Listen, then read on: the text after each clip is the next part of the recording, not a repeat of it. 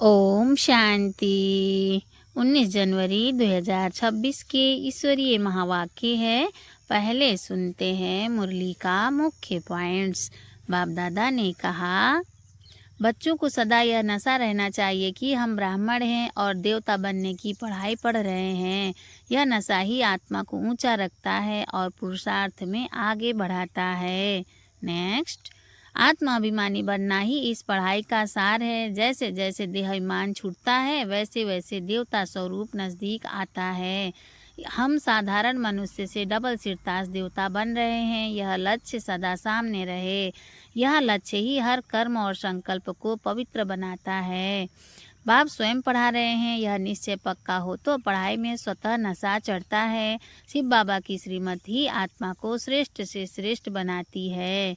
विकार में गिरना मतलब अपने भविष्य के ताज को खो देना। इसीलिए इंद्रियों पर संयम रखना आत्मिक सम्मान की रक्षा है। कन्याओं का न्यू ब्लड विशेष निमित्त है अपने समान आत्माओं को उठाने के लिए। समय बहुत नाजुक है, बिना सामने खड़ा है, इसीलिए आलस से छोड़ना है। अब नहीं आगे जागे तो फिर अवसर हाथ से निकल जाएगा। जो स्वयं पावन बनता है वही दूसरों को भी पावन बना सकता है। पहले खुद सुधरना फिर सेवा करना, यही सच्ची रीति है। और अब सुनते हैं महावाक्यों को विस्तार से। मुरली का सार। मीठे बच्चे, तुम्हें नशा रहना चाहिए कि हम ब्राह्मण सो देवता बनते हैं। हम ब्राह्मणों को ही बाप की श्रेष्ठ मत मिलती है।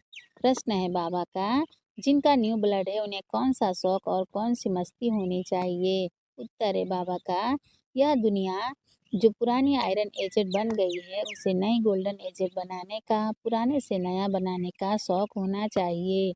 कन्याओं का न्यू ब्लड है तो अपने हम जिन्स को उठाना चाहिए। नया नशा कायम रखना चाहिए। भाषण करने में भी बड़ी मस्ती होनी चाहिए। गीत है बाबा का, रात के राही थक मत जाना। ओम शांति। बच्चों ने इस गीत का अर्थ तो समझा। अभी भक्ति मार्ग की घोर अंधियारी रात तो पूरी हो रही है। बच्चे समझते हैं हमारे ऊपर अब ताज आने का है। यहाँ बैठे हैं एम ऑब्जेक्ट है मनुष्य से देवता बनने की। जैसे सन्यासी समझाते हैं तुम अपने को भैंस समझो तो वह रूप हो जाएंगे। जैसे सन्यासी समझाते हैं तुम अपने को भैंस समझो तो वह रूप हो जाएंगे। वह है भक्ति मार्ग के दृष्टांत। जैसे यह भी दृष्टांत है कि राम ने बंदरों की सेना ली। तुम यहाँ बैठे हो, जानते हो हम सो देवी देवता डबल सिरताज बनेंगे। जैसे स्कूल में पढ़ते हैं तो कहते हैं मैं यह पढ़कर डॉक्टर बन जाऊंगा, इंजीनियर बन जाऊंगा। तुम समझते हो इस पढ़ाई से हम सो देवी देवता बन रहे हैं। यह शरीर छोड़ेंगे और हमारे सिर पर ताज होगा। यह शरीर छोड़ेंगे और हमारे सिर पर ताज होगा। यह तो बहुत गंदी छी दुनिया है ना। नई दुनिया है फर्स्ट क्लास दुनिया, पुरानी दुनिया है बिल्कुल थर्ड क्लास दुनिया। यह तो खलास होने की है। नए विश्व का मालिक बनाने वाला जरूर विश्व का रचयिता ही होगा। दूसरा कोई पढ़ा न सके, शिव बाबा ही तुमको पढ़ाकर सिखलाते हैं। बाप ने समझाया है आत्मा अभिमानी पूरा बन जाए तो बाकी और क्या चाहिए। तुम ब्राह्मण तो हो ही, जानते हो हम देवता बन रहे हैं। देवताएं कितने पवित्र थे, यहाँ कितने पतित मनुष्य हैं। शक्ल भल मनुष्य की है परंतु सीरत देखो कैसी है। जो देवताओं के पुजारी हैं वह खुद भी उन्हों के आगे महिमा गाते हैं। आप सर्वगुण संपन्न 16 कला संपूर्ण हैं, हम विकारी पापी हैं। सूरत तो उन्हों की भी मनुष्य की है परंतु उनके पास जाकर महिमा गाते हैं।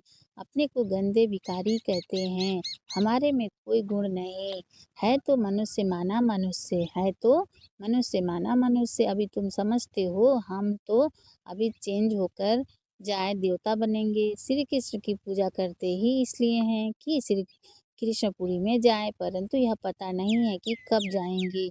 भक्ति करते रहते हैं कि भगवान आकर भक्ति का फल देंगे। पहले तो तुमको यह निश्चय चाहिए कि हमको पढ़ाते कौन है। यह है श्री श्री शिव बाबा की मत। शिव बाबा तुम्हें श्रीमत दे रहे हैं। जिनको यह पता नहीं वह श्रेष्ठ बन कैसे सकते। इन इतने सब ब्राह्मण श्री श्री शिव बाबा की मत पर चलते हैं। परमात्मा की मत ही श्रेष्ठ बनाती है। जिसकी तकदीर में होगा उनकी बुद्धि में बैठेगा, नहीं तो कुछ भी समझेंगे नहीं। जब समझेंगे तब खुश हो मदद करने लग पड़ेंगे। कई तो जानते नहीं हैं, उनको क्या पता यह कौन है, इसलिए बाबा कोई से मिलते भी नहीं हैं। वह तो और ही अपनी मत निकालेंगे। श्रीमत को न जानने कारण उनको भी अपनी मत देने लग पड़ते हैं।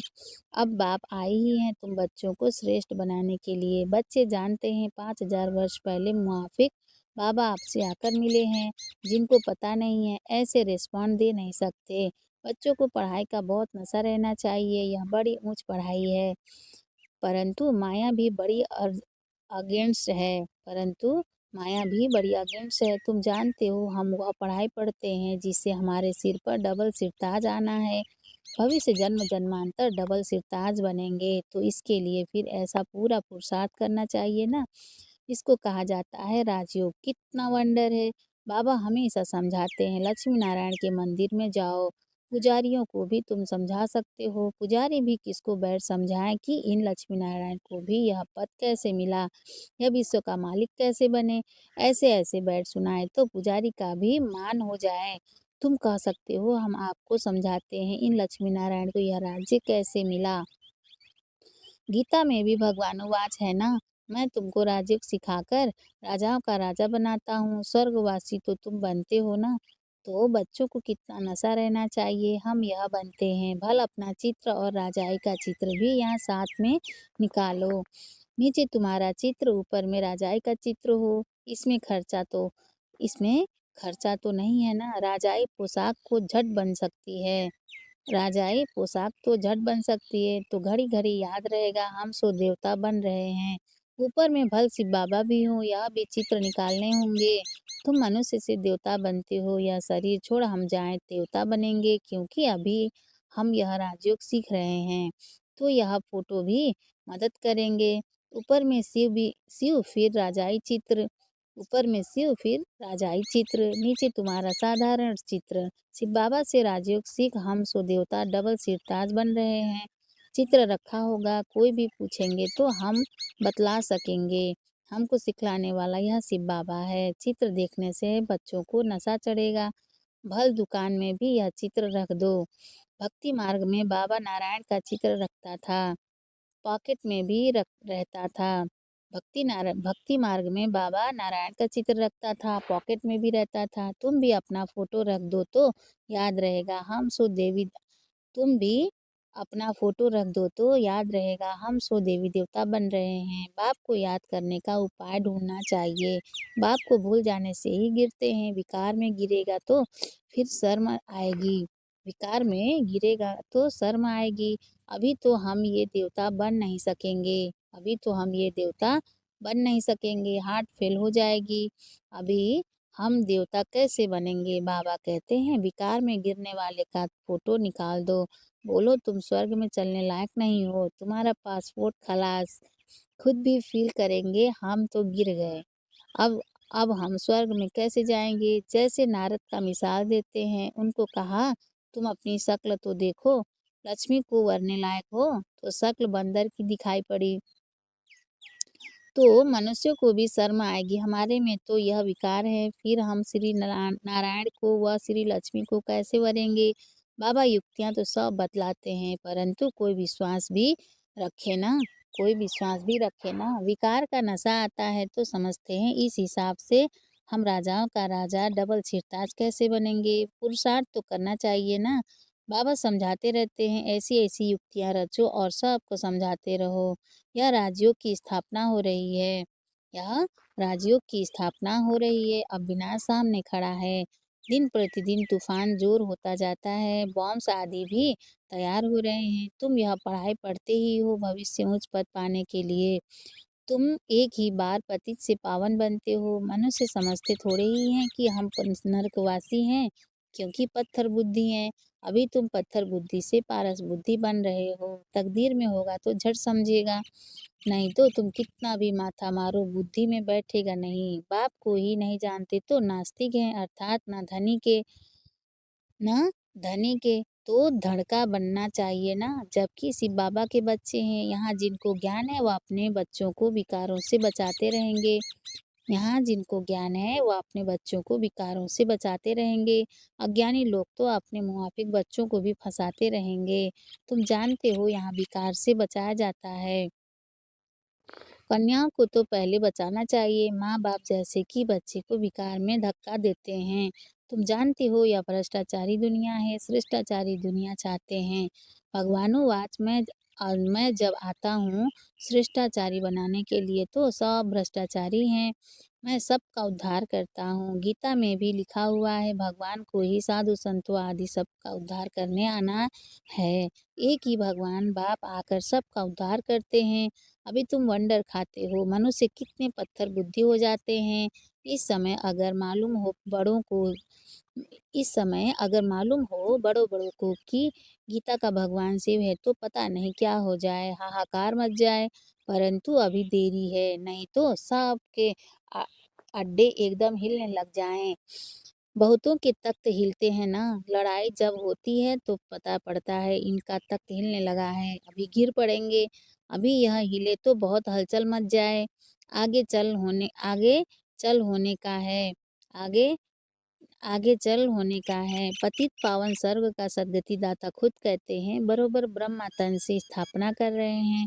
सर्व की सद्गति अर्थात उद्धार कर रहे हैं। भगवानुवाच यह पतित दुनिया है, इन सब का उद्धार मुझे करना है। अभी सब पतित हैं।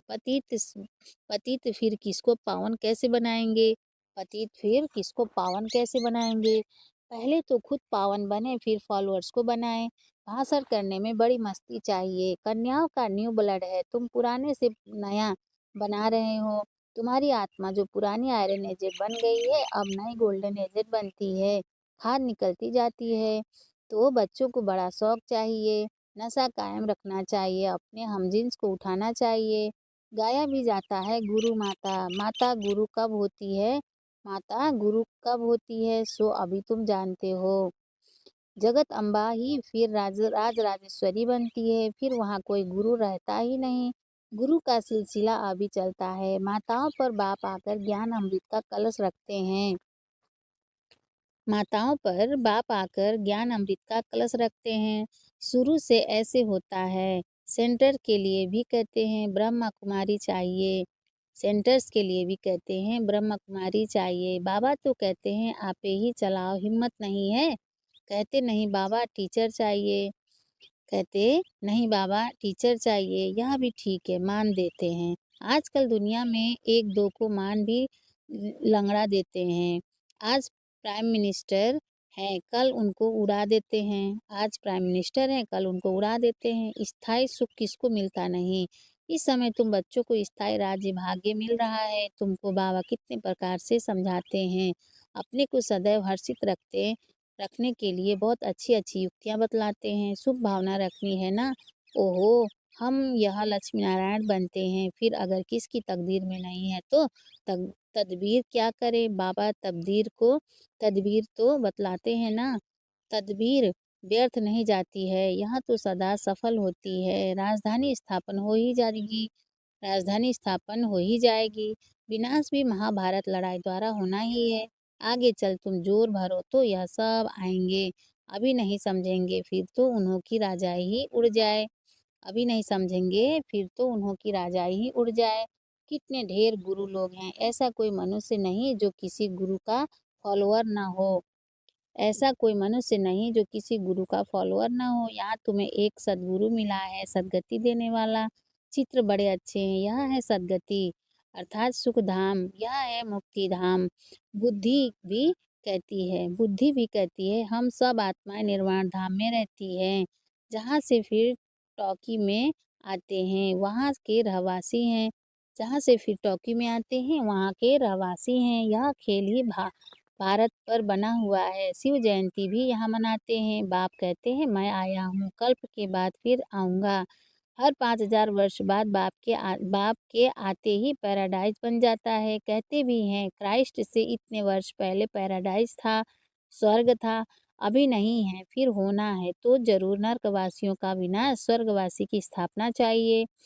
सो तुम स्वर्गवासी बन रहे हो, नर्कवासी सब विनाश हो जाएंगे। वह तो समझते हैं अर्जुन इतने लाखों वर्ष पड़े हैं। बच्चे बड़े तो बच्चे बड़े हो शादी कराएँ, तुम थोड़े ही ऐसा कहेंगे? अगर बच्चा राय पर नहीं चलता है तो फिर श्रीमत लेनी पड़ेगी, स्वर्गवासी नहीं बनते हैं तो क्या करें? बाप कहेंगे अगर आज्ञाकारी नहीं है तो जाने दो। इसमें पक्की नष्टोमुहा अवस्था चाहिए। अच्छा, मीठे-मीठे सिकिंधे बच्चों प्रति माता-पिता, बाप-दादा का याद प्यार और गुड मॉर्निंग। रूहानी बाप की रूहानी बच्चों को नमस्ते। हम रूहानी बच्चों की रूहानी माता-पिता, बाप-दादा को याद प्यार, गुड मॉर्निंग, नमस्ते बाबा, नमस्ते बाबा, नमस्ते बाबा, शुक्रिया बाबा, शुक्रिया। धारणा के लिए मुख्य सार है, फर्स्ट पॉइंट है बाबा का श्री श्री शिव बाबा की श्रेष्ठ मत पर चलकर स्वयं को श्रेष्ठ बनाना है। श्रीमत में मनमत मिक्स नहीं करनी है। ईश्वरीय पढ़ाई के नशे में रहना है।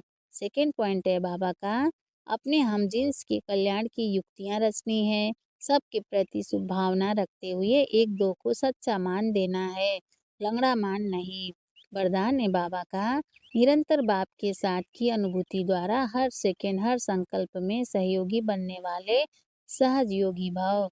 निरंतर बाप के साथ की अनुभूति द्वारा हर सेकेंड हर संकल्प में सहयोगी बनने वाले सहज योगी भाव। विस्तार है जैसे शरीर और आत्मा का जब तक पाठ है तब तक अलग नहीं हो पाती हैं, ऐसे बाप की याद बुद्धि से अलग ना हो, सदा बाप का साथ हो, दूसरी कोई भी स्मृति अपने तरफ आकर्षित ना करे। इसको ही सहज और स्वतः योगी कहा जाता है। ऐसा योगी हर सेकंड, हर संकल्प, हर वचन, हर कर्म में सहयोगी होता है। सहयोगी अर्थात जिसका एक संकल्प भी सहयोग के बिना ना हो, ऐसे योगी और सहयोगी शक्तिशाली बन जाते हैं। स्लोगन है बाबा का समस्या स्वरूप बनने के बजाय समस्या को मिटाने वाले समाधान स्वरूप बनो। समस्या स्वरूप बनने के बजाय समस्या को मिटाने वाले समाधान स्वरूप बनो। अव्यक्त इशारे हैं बाबा का इस अव्यक्ति मास में बंधन मुक्त रह जीवन मुक्त स्थिति का अनुभव करो। विस्तार है अपने स्थूल और सूक्ष्म बंधनों की लिस्ट सामने रखो। लक्ष्य रखो कि मुझे बंधन मुक्त बनना ही है, अब नहीं तो कब नहीं। सदा यही पाठ पक्का करो। स्वतंत्रता ब्राह्मण जन्म का अधिकार है। अपना जन्म सिद्ध अधिकार प्राप्त कर जीवन मुक्त स्थिति का अनुभव करो। जब अपने को गृहस्थी समझते हो तब गृहस्थी का जाल होता, जब अपने को गृहस्थी समझते तब गृहस्थी का जाल होता। गृहस्थी बनना माना जाल में फंसना। ट्रस्टी अर्थात मुक्त। अच्छा, ओम शांति।